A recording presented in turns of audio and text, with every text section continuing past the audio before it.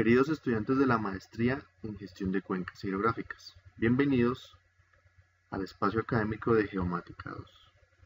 En esta oportunidad vamos a continuar con la unidad 2 correspondiente al análisis de terreno, de acuerdo con el orden de temas que hemos venido desarrollando y que para esta segunda clase virtual tendrá el siguiente contenido.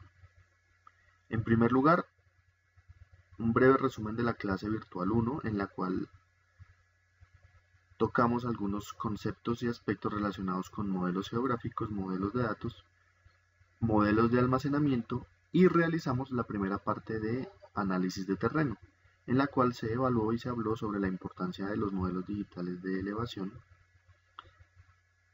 Asimismo, en la parte práctica que fue realizada con QGIS, realizamos una preparación inicial de este modelo descargado, en la cual se trabajó la parte de rellenado de huecos o celdas sin información y de presiones.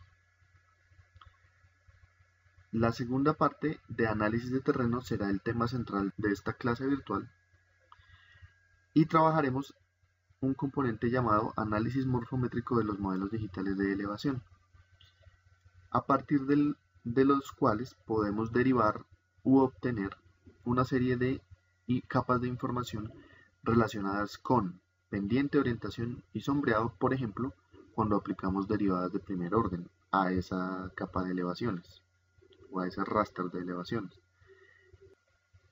La curvatura del terreno, que se obtiene a partir de una derivada de segundo orden aplicada al modelo de elevación, y otras como las obtenidas a partir de medidas estadísticas. Tal es el caso de la rugosidad del terreno, que también es una variable importante para indicarnos características de nuestra cuenca y asociada a las características hidrológicas. Y finalmente cerraremos con la parte práctica de QGIS, donde se realiza un análisis de terreno involucrando los componentes mencionados anteriormente, sobre los modelos digitales de elevación previamente descargados y preparados.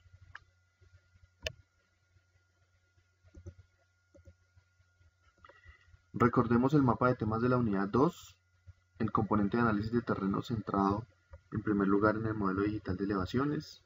Esto lo vimos en la clase pasada, en la cual trabajamos métodos de creación de los modelos y de preparación de los modelos. Y el análisis morfométrico del modelo digital de elevación, en el cual se aplican medidas geométricas como las derivadas de primero o segundo orden y medidas estadísticas para obtener variables como la rugosidad del terreno. Esto será el eje central de trabajo de esta clase. Recordemos también los propósitos de la unidad. En primer lugar, profundizar sobre el concepto y utilidad de los modelos digitales de elevación, comprender los métodos para la creación de modelos digitales de elevación, así como para su preparación, para análisis de terreno y análisis hidrológicos. Comprender diferentes parámetros morfométricos derivados de estos modelos, tanto los basados en métodos estadísticos como los que requieren modelos matemáticos para su cálculo. Y recordemos también el núcleo problemático, en el cual tenemos una gran pregunta, una pregunta general para nuestro módulo de Geomática 2, que es cómo desarrollar sosteniblemente las cuencas hidrográficas para bien de los recursos naturales y el hombre localizados en su entorno biofísico y geoclimático. Sin embargo, como núcleo problemático específico de esta unidad 2, surge el siguiente cuestionamiento. ¿Cómo aplicar el análisis de terreno y las diferentes técnicas que aporta la geomática para la gestión de cuencas hidrográficas? Recordemos que todas estas preguntas y el uso de la geomática en el análisis integral de cuencas hidrográficas es el de aportar en procesos de ordenamiento que permitan consolidar la pertinencia técnica que vincula el bienestar humano y natural de cara al futuro de las nuevas generaciones, sus posibilidades de desarrollo y calidad de vida en contextos de responsabilidad nacional.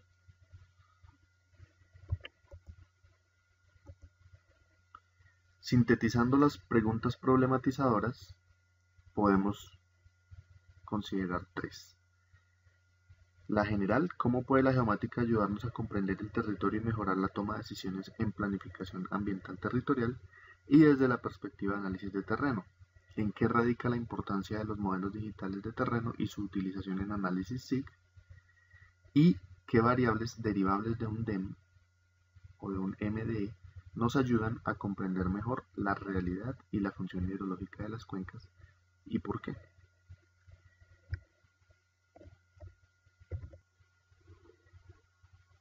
El análisis morfométrico de los modelos digitales de elevación consiste básicamente en establecer las propiedades físicas que tiene una cuenca y cómo estas propiedades influyen, por ejemplo, en la cantidad de escorrentía que se genera, el desarrollo temporal de esta escorrentía y en general las propiedades hidrológicas de esa cuenca. Recordemos que en el modelamiento del terreno pueden influir tanto factores naturales como factores antrópicos. De acuerdo con Gaspari, en 2012, el análisis morfométrico se orienta a estudiar un conjunto de variables de superficie, de relieve y de drenaje, con el fin de conocer las características físicas de una cuenca, poderlas comparar con otras cuencas hidrográficas y también aportar en la interpretación de la funcionalidad hidrológica de esa cuenca y cómo puede ser manejada. Algunos parámetros que se analizan de importancia son los relativos a la forma, que son muy trabajados en la morfometría de cuencas, otros como asociados al relieve y al drenaje, que son de interés de estudio de los análisis de terreno y los análisis hidrológicos.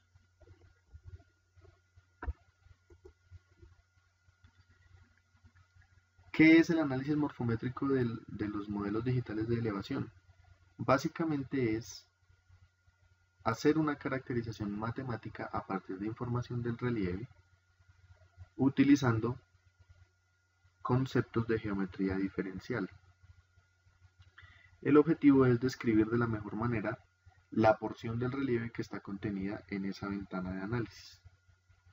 Y allí tenemos algunas medidas de importancia como la pendiente y la orientación, que básicamente son dos parámetros de los más importantes que se pueden extraer a un modelo digital de elevación que se obtienen a partir de derivadas de primer grado y en los cuales lo que se hace es evaluar el gradiente o la razón de cambio en los ejes X y Y, entendiendo el eje Y como la variación en altura y el eje X como el desplazamiento en distancia sobre un eje horizontal.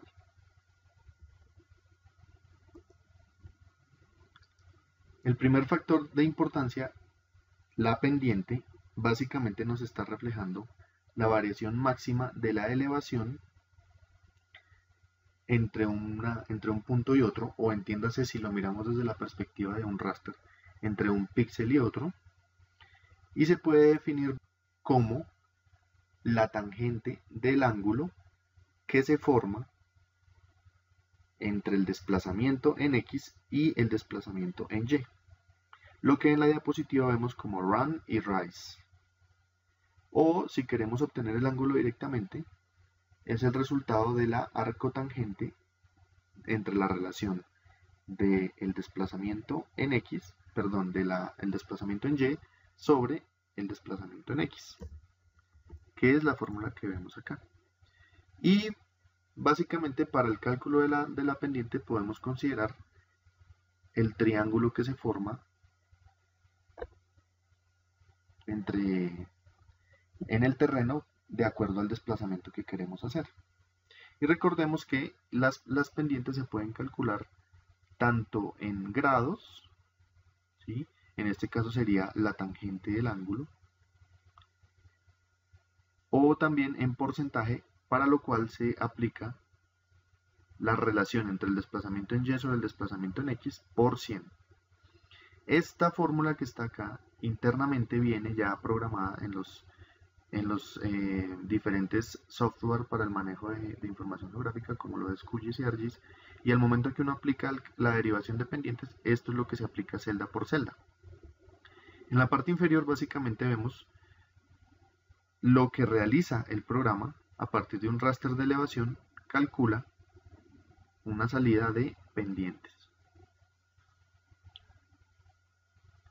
Anteriormente, cuando no existía la cartografía digital ni el auge o el avance que han propuesto los programas de sistemas de información geográfica, este tipo de cálculos de pendientes se realizaban de forma manual, utilizando los mapas o las planchas básicas con información de curvas de nivel, y directamente sobre el mapa se tomaban las distancias y se hacían los cálculos de las pendientes, lo cual era dispendioso y hacía que hacer un mapa de pendientes tomara bastante tiempo. En la actualidad, con un buen modelo digital de elevación, con una correcta y adecuada preparación, estos mapas de pendientes son muy precisos y se obtienen en menos de un minuto, de acuerdo a la capacidad de procesamiento del computador y del tamaño del modelo digital de elevación que estamos usando.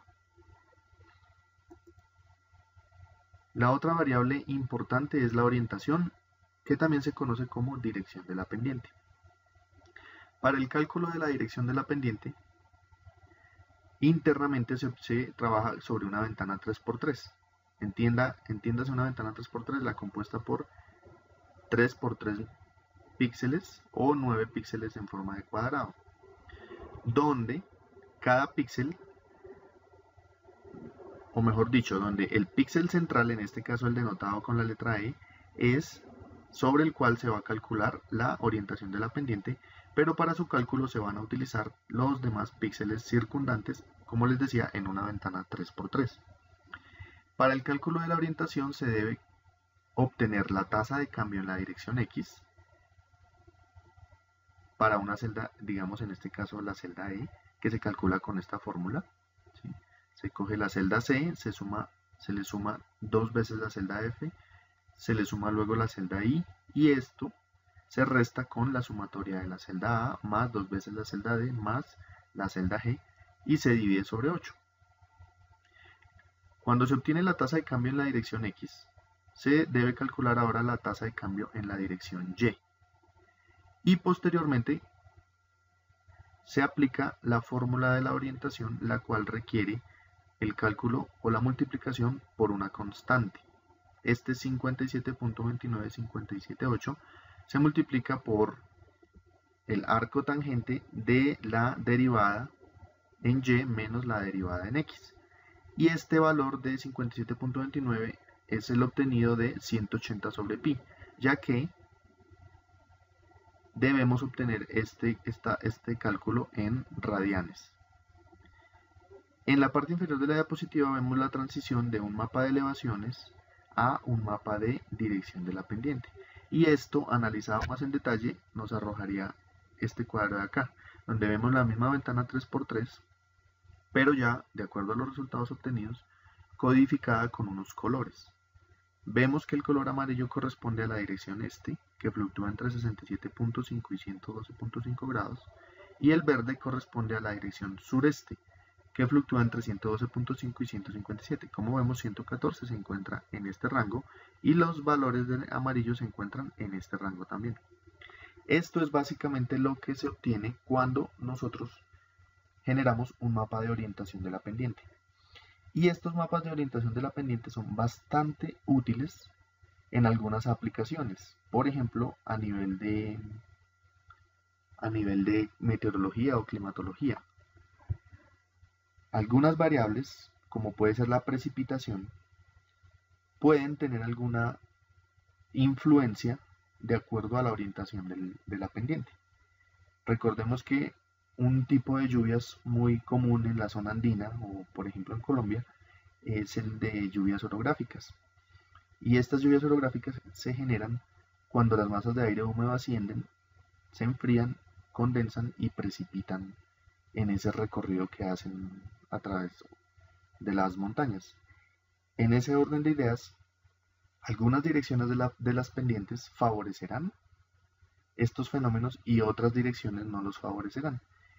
Entonces, por eso, obtener mapas de dirección de la pendiente tiene muchas aplicaciones y digamos que el de las precipitaciones es apenas uno de esas aplicaciones para esas direcciones. Las otras aplicaciones para este tipo de mapas es, por ejemplo, para conocer en qué dirección fluirá el agua en un evento, por ejemplo, de lluvias, o si queremos tal vez llegar a delimitar drenajes o a conocer cómo es la escorrentía de una cuenca. Asimismo, en el análisis de eventos como deslizamientos o procesos de remoción en masa, conocer la dirección de la pendiente también puede ayudarnos a saber cómo sería el desplazamiento del suelo en un evento de este tipo. Eso es por mencionar algunas de las funcionalidades de este tipo de mapas. Pero pues seguramente algunos de ustedes conocerán otras funcionalidades y existirán muchas más. Otro de los derivados que se pueden obtener y que siguen siendo de primer orden a partir de modelos digitales de elevación son los mapas de sombreados o de sombras, donde básicamente se puede saber con una hora específica del día que está relacionada con un azimut y un ángulo de inclinación del Sol, podríamos saber en qué partes de nuestra zona o de nuestro relieve o de nuestra cuenca tendríamos sombras o tendríamos luz directa. En el ejemplo que están viendo en la diapositiva se está mostrando un mapa de sombras calculado con un azimut 300. Recordemos que el norte es 0 grados o 360 grados y que se desplaza en sentido de las manecillas del reloj. Por lo tanto, 300 grados se encuentra el Sol en este lugar y con un ángulo de inclinación de 45 grados. Con esta posición del Sol tendríamos esta situación de sombras en el terreno. Y esto nos permitiría en algunas aplicaciones conocer cómo podría ser la visibilidad o la formación de sombras en nuestro terreno, como lo mencioné anteriormente. Con diferentes posiciones del Sol se obtendrán diferentes resultados para un mismo terreno. En cuanto a medidas basadas en derivadas de segundo grado, tenemos como ejemplo la curvatura.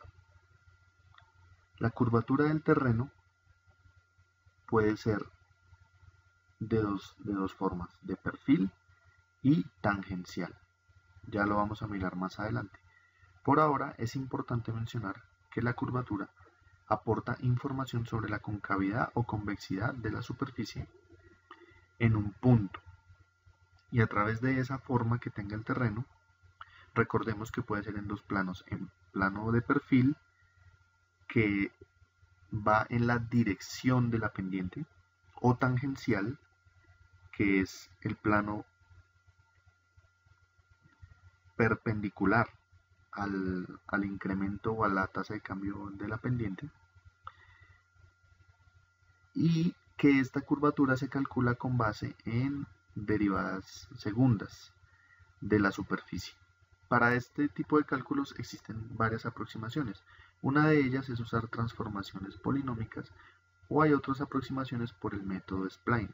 Pero básicamente lo que se hace es trabajar en la misma ventana 3×3 y calcular en dos etapas. En una primera etapa la diferencia de alturas entre las celdas de interés. En este caso, si la celda central es Z5, sería la diferencia de alturas con las celdas vecinas.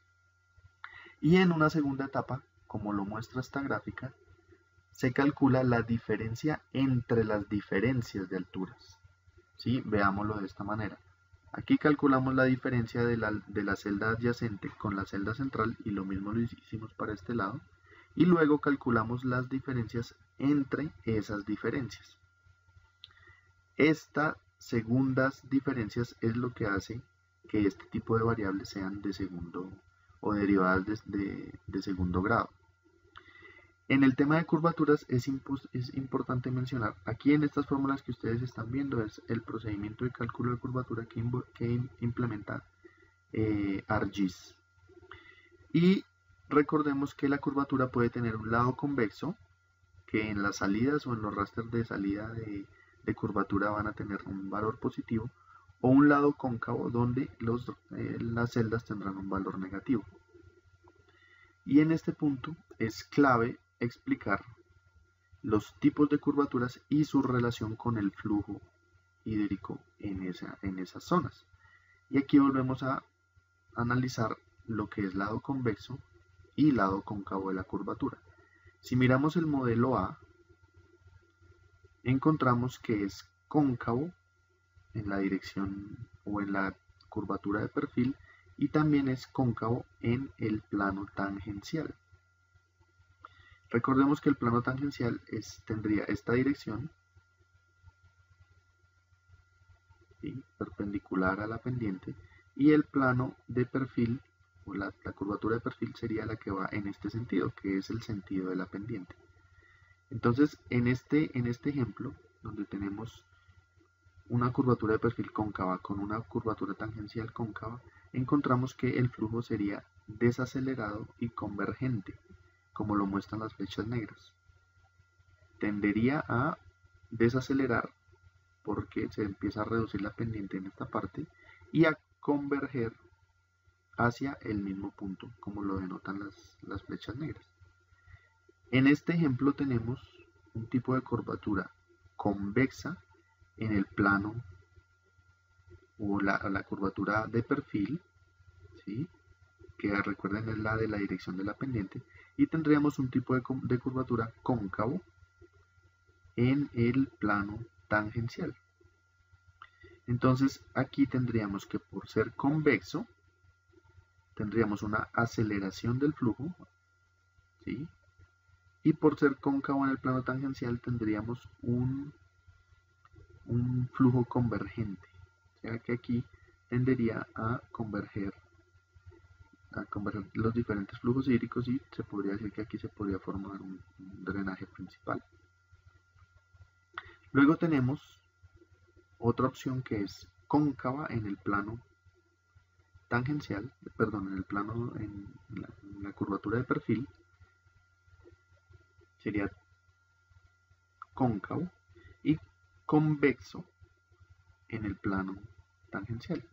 Entonces aquí lo que tendríamos es un flujo que se desacelera y que es divergente, o sea, por ser una curvatura tangencial, lo que escurra o el flujo hídrico en esta zona no va a converger como si ocurría en este punto o en este. Aquí va a ser divergente, plano tangente.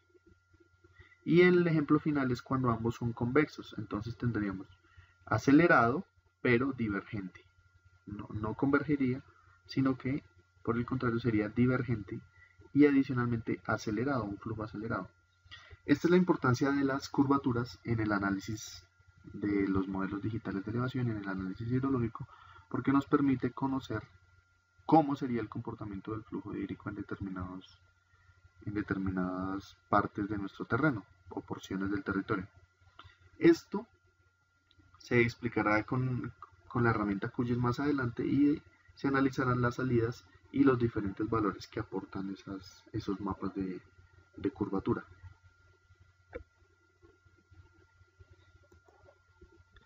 Y finalmente tenemos que se pueden, a partir de medidas estadísticas, también hacer análisis a los modelos digitales de elevación.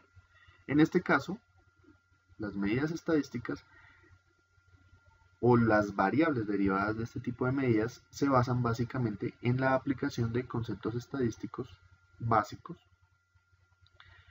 y no están condicionados por el uso de un modelo matemático del relieve. Es decir, aquí no aplicamos derivadas de primer orden o de segundo orden, sino sencillamente aplicamos estadísticos como la media, desviación estándar, coeficientes de asimetría o algunos como el de kurtosis. En el caso de la media, lo que se logra es un efecto de suavizado entre los valores de las celdas vecinas. Esta es una técnica muy usada para eliminar depresiones. Básicamente la aplicada en el ejercicio práctico de eliminar depresiones se basa en este tipo de, llamémoslo, filtros o de algoritmos donde básicamente se rellenan datos con base en los datos o en los valores de las celdas vecinas. Puede ser aplicando la media.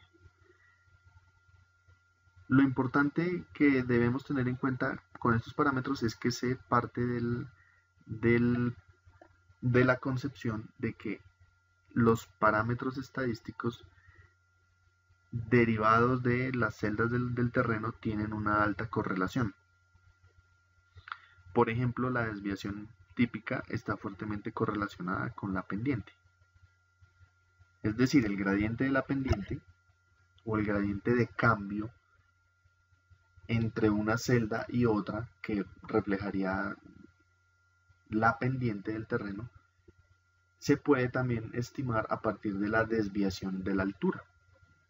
Es una manera estadística de estimar pendientes diferente a la de aplicación de modelos matemáticos. También encontramos otras medidas de interés como los rangos de valores. Esto es diferencia entre elevaciones máximas y mínimas dentro de la ventana de análisis. Recordemos que para calcular la pendiente media de la cuenca es indispensable conocer la cota mínima y la cota máxima de la cuenca. La combinación de parámetros estadísticos con parámetros geométricos es lo ideal, pues, para hacer una caracterización del relieve. La media aplicada no a la elevación sino a parámetros como pendiente o curvatura explican cómo podemos mezclar ambos tipos de parámetros de una manera exitosa. Existen algunos parámetros o medidas de análisis del terreno, como lo es la rugosidad, la cual nos está reflejando una medida de la heterogeneidad del terreno. Es diferente de la curvatura y lo que nos está reflejando es cómo cambia la elevación con base en un concepto de qué tan escarpado es el relieve y qué tan complejo es el relieve. Terrenos más ondulados o escarpados llevan asociados mayores valores de rugosidad. Y la rugosidad va a depender mucho de cómo se generó ese modelo digital de elevación, ya que utiliza las celdas o los valores de las celdas para establecer qué tan rugoso es el terreno. Y en GRASS, la herramienta que usamos en la parte práctica para QGIS, hay un índice de clasificación de la rugosidad basado en lo propuesto por Riley en 1999 y se conoce como el índice TRI. Este índice varía entre 0 y una diferencia mayor a 4.397 metros, que sería extremadamente escarpado o extremadamente rugoso, a desde una clasificación de nivelado, cercano a nivelado, ligeramente rugoso, intermedia, o llamémoslo medianamente rugoso, moderadamente rugoso y altamente rugoso, con base en el valor aportado por este índice.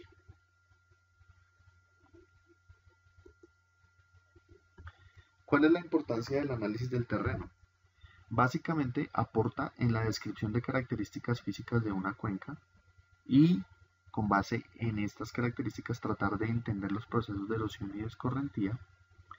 Sabemos que la pendiente afecta la tasa del movimiento descendente y si a la pendiente le adicionamos el concepto de curvatura, pues podemos saber que afecta la aceleración y desaceleración del flujo, lo cual influiría en la erosión y la sedimentación, y también sabemos que por la curvatura se nos puede modificar la convergencia o divergencia del flujo.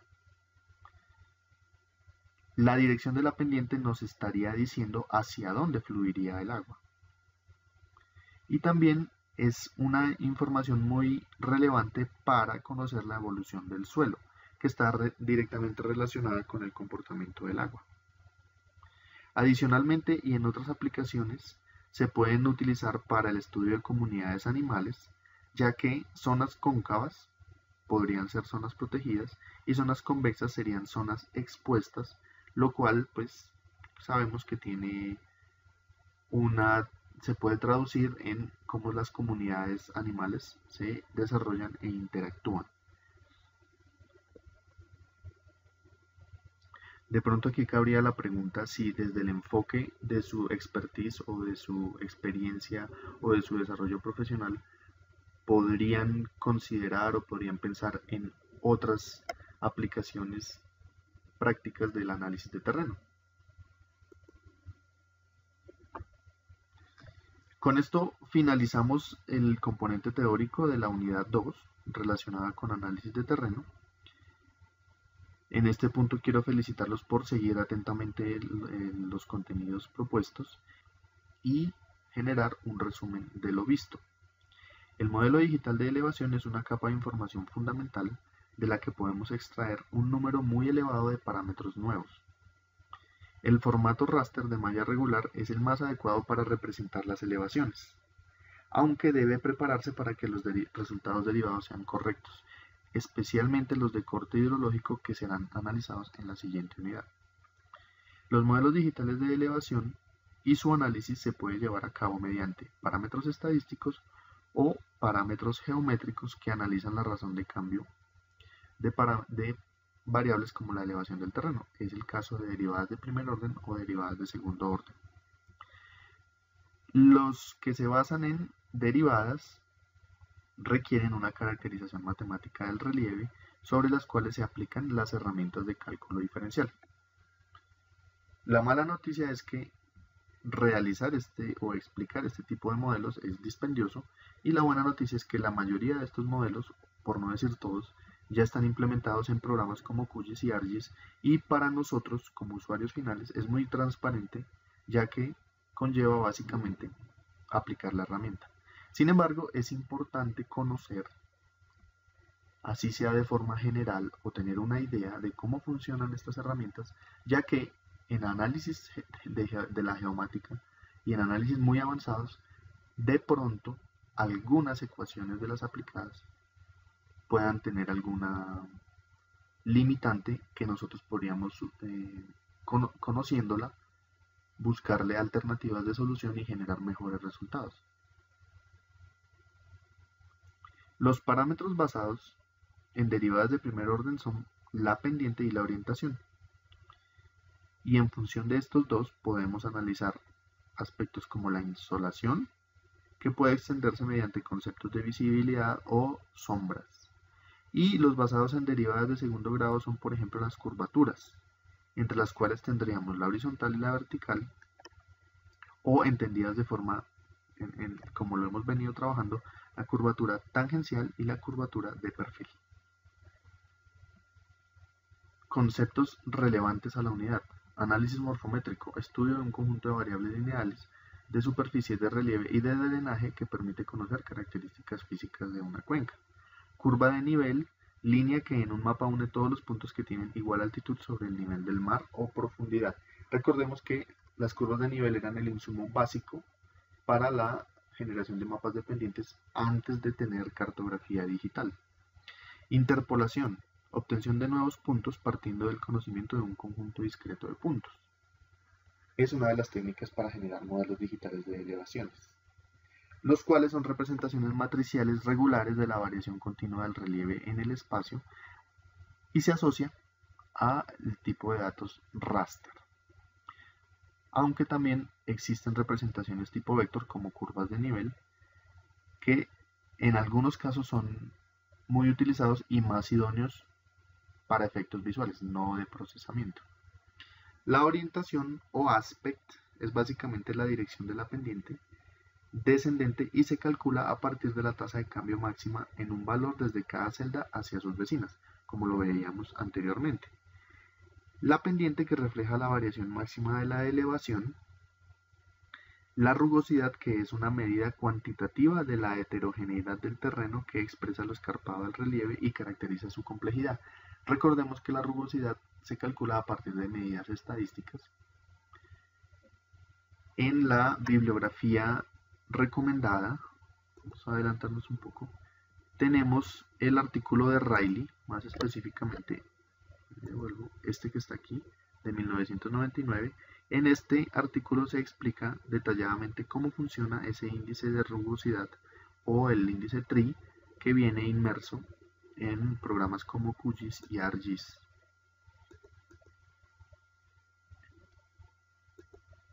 Con esto finalizamos la parte teórica y damos paso al componente práctico que encontrarán disponible en el link que se encuentra en la descripción de este video o en la primera diapositiva donde se reflejaba el contenido de esta segunda clase virtual.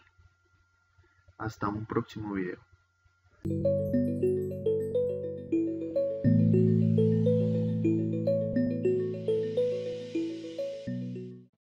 Institución de Educación Superior, sujeta a inspección y vigilancia por el Ministerio de Educación Nacional.